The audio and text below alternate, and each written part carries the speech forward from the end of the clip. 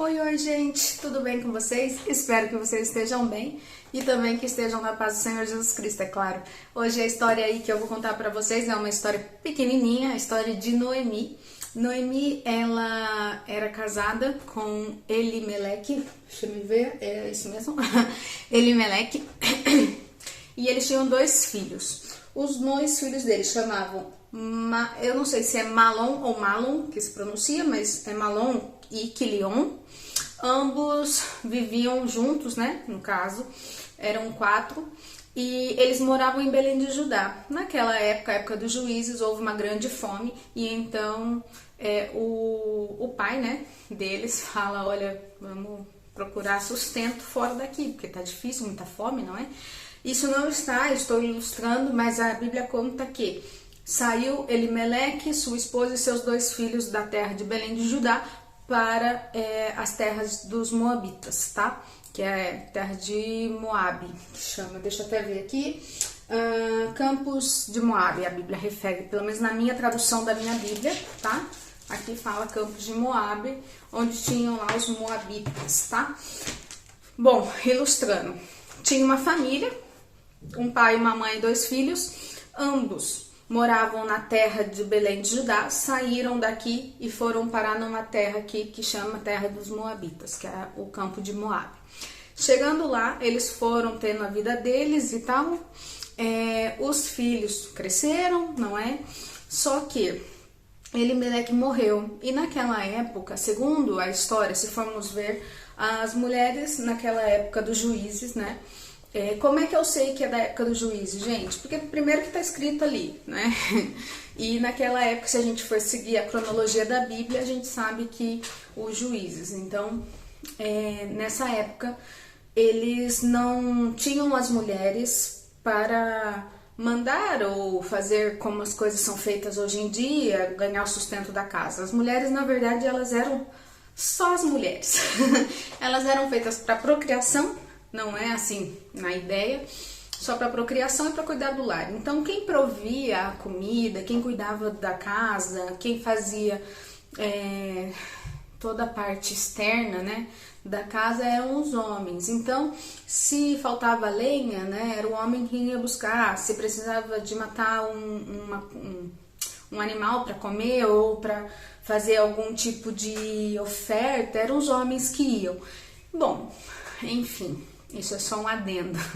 E aí Elimeleque morre e os 2 filhos, né, da Noemi se casaram, cada um com a sua esposa, porque naquela época também era comum se ter mais de uma mulher, mas não, cada um aqui casou com uma mulher moabita e assim, enfim.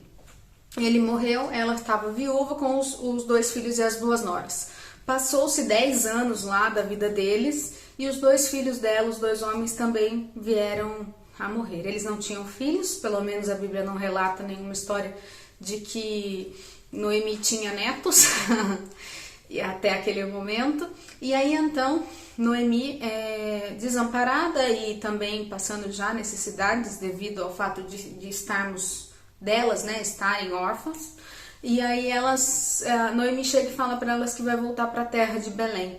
E elas, enfim, começaram a fazer o caminho de volta com Noemi. Só que no meio do caminho, Noemi vira para elas e diz: olha, uma se chama Orfa e a outra se chama Ruth. Fala: olha, voltem para casa das suas mães, não é?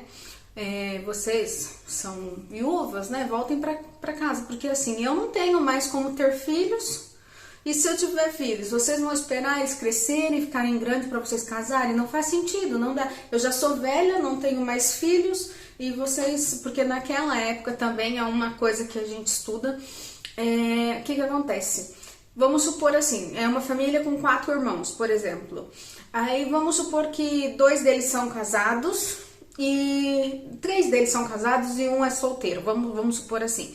Então o que eles fazem? Se esses 2 aqui morrerem, aí eles podem se casar com essas mulheres. E no caso eles não tinham, ela não tinha mais filhos para poder casar com essas mulheres que eram viúvas dos irmãos. Não tinha. Então ela falou assim: olha, vai esperar eu ter filho e ele crescer? Não faz sentido, não dá, vocês vão estar velhas, né? Volte para casa dos seus pais. E aí elas choram, porque elas tinham grande apreço pela Noemi, né, pela sogra. Enfim, choram, se órfã decide voltar. E Ruth, assim, meio que até diz, não, eu vou contigo, porque aonde fores, onde pousares, eu também vou pousar. A tua terra, o teu povo é meu povo, o teu Deus é meu Deus, aonde você morrer, eu vou morrer contigo. Ou seja, ela diz, estou contigo e não abro mão. Né? Ela foi muito direta e assim persistente. E aí Noemi disse para ela então que ela era como filha, né? E elas voltam para a terra de Belém. Quando elas voltam para a terra de Belém, vamos pôr assim, vamos supor nós saímos da nossa cidade, fomos morar em outra cidade para poder ter uma qualidade de vida melhor. Quando a gente volta, as pessoas que nos conhecem falam, nossa, você viu que fulano voltou? Você viu que ciclano tá aqui, voltou a morar aqui e tal? E isso acontecia também naquela época. A gente, povo, é povo desde sempre. E aí então, as pessoas começam a dizer, aquela não é Noemi, a viúva de Elimeleque e tal, não é? E aí ela fala, olha, não me chama de Noemi, porque eu fui com o filho, com o marido e voltei sozinha. Ela estava muito amargurada, muito entristecida, e em situações assim, às vezes até a pessoa acaba perdendo um pouco da fé, e às vezes até culpa a Deus. Até em alguma das falas dela, ela fala assim que o Senhor colocou a mão sobre ela, né? Em algumas traduções, deixa eu até ver se na minha tá com outra tradução, mas eu acho que é isso mesmo na minha. E aí ela fala que não é para chamar ela mais de Noemi, mas que é para chamar ela de Mara, né? Porque grande é a amargura daquilo que o Senhor permitiu que acontecesse com ela. Enfim, aí elas continuam lá a vida delas e Ruth, né? Ela vai assim continuar a vida e ela vai no campo rebuscar, né? Espigas e tal, a fim de que ela pudesse ser vista por Boaz. Boaz, ele é parente do sogro de Ruth, vamos usar assim. Ele é parente de Elimeleque, né?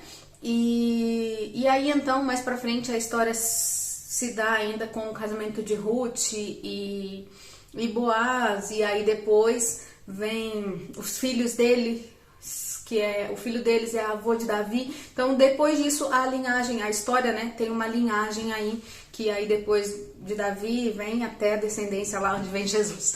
Mas é isso, gente, a história é essa. O que aconteceu aqui? Vamos resumir tudo isso. Ruth, ela podia ter escolhido outro caminho, mas ela escolheu ficar com a sogra. Órfã, decidiu voltar com os pais. O que eu quero dizer para vocês? Que não importa o caminho que vocês tomarem, né? Tudo é permissão de Deus, porque Ele tem um propósito, né? Mas a escolha é sempre nossa. O caminho que você tomar, o Senhor, Ele já sabe que você vai tomar. Então, assim, você só toma o caminho que você achar que é prudente para aquele momento. Mas sempre coloque na mão do Senhor, né? E nesse momento aqui, Ruth, ela seguiu o coração dela, a decisão que ela queria tomar e o amor que ela tinha pela sogra. E assim, as pessoas, né, a família, assim como Noemi disse para ela, né, agora é minha filha. A família da gente, a gente escolhe, né?